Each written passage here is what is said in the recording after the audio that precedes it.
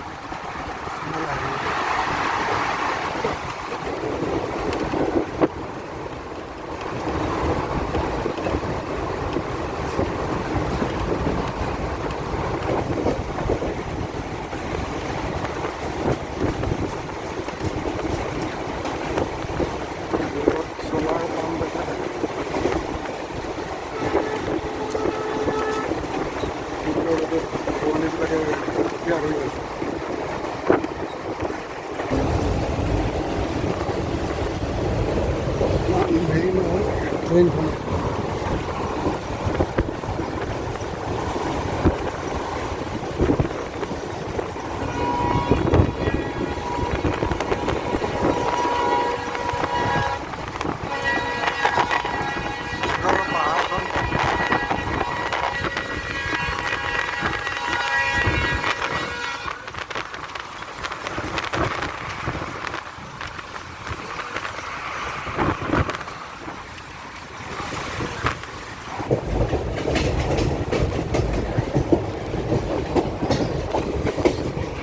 পিলিতলা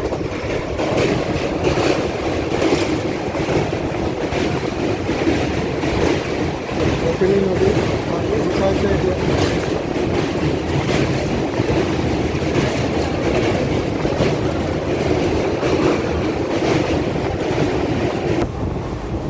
ট্ৰেইনখনৰ speed আছে চব খুলি গৈছে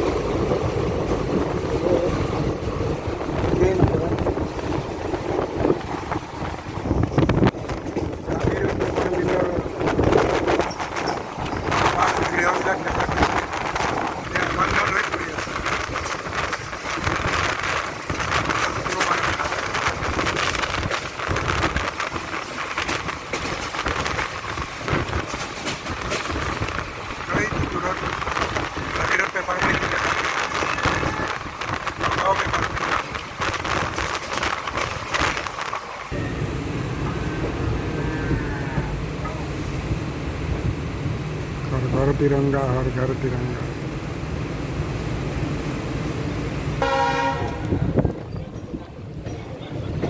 ইলেক্ট্ৰিফিকেশ্যন চাপৰ মুখলৈকে হৈ গৈছে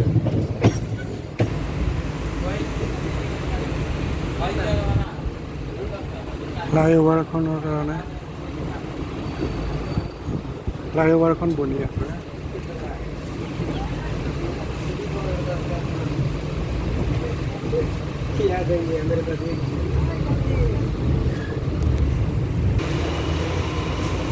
पूरा ट्रेन खाली रेलवे केनेके लाभ কৰিব পাৰিছে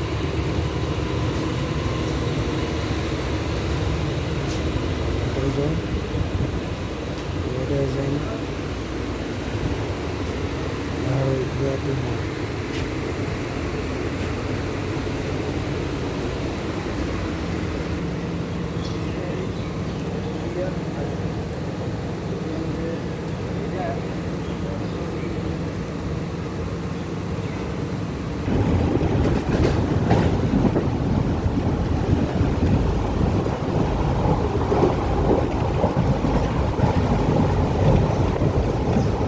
টিকেটটো সব 85 रुपीज़।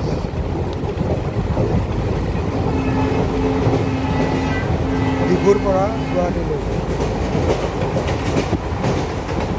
বাছত আহিলে 350, জনশতাব্দীত সচৰাচৰ মই আহোঁ সেইখনত লয় 178।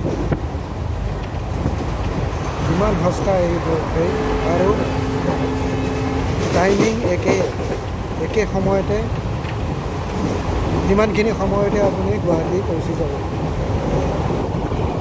ট্ৰেইনখনৰ স্পীড অন কৰক।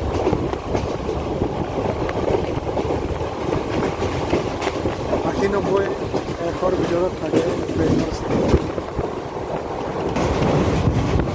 গতিকে বন্ধুসকল, ট্ৰেইনত আহক, বাছতকৈ বহুত আৰাম। তেতেলীয়া পাইছোঁ, তেতেলীয়া জংচন হৈ গ'ল।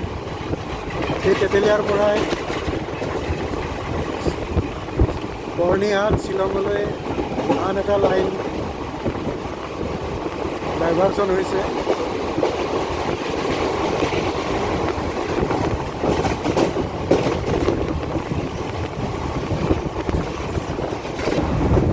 এইখিনিত এখন অভাৰব্ৰিজ আণ্ডাৰ কনষ্ট্ৰাকশ্যন হৈ আছে।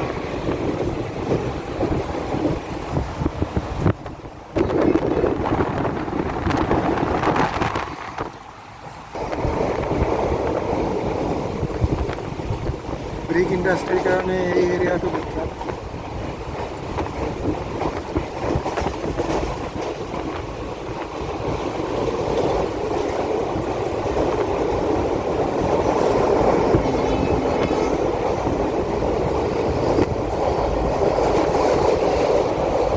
পাহাৰখন চাওক কিমান ধুনীয়া লাগে, গোটেই পাহাৰ।